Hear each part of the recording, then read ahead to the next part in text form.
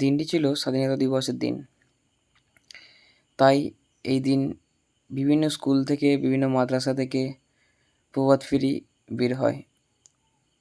কষ্টের জায়গাতেই যখন এই তপ্ত রোদে সেই ভাই বোনেরা হেঁটে হেঁটে রাস্তায় চলাচল করে, তখন তাদের এটুকু সেবা দেওয়ার কেউ থাকে না যে তাদের মুখে একটু জল তুলে দেবে।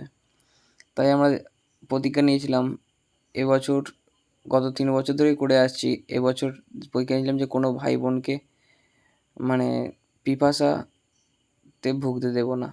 সে মতোই আমরা সকাল সকাল বেরিয়ে পড়েছিলাম এবং Ramnagar school, Khanakul Krishnamoni girls school এবং অনন্তনগর মাদ্রাসার সমস্ত ছাত্রছাত্রীদেরকে আমরা জলদান করলাম এবং সাথে সাথে একটা করে চকলেটও দিলাম।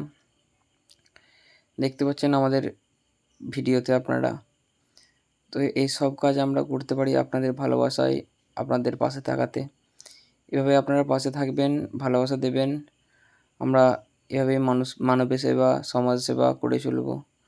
দেখতে পাচ্ছেন ভাইগুলো হেঁটে এসে কতটা জল পিপাসায় ভুগছে, তাই তারা কাড়াকাড়ি করে নিয়ে নিচ্ছে আমাদের কাছ থেকে।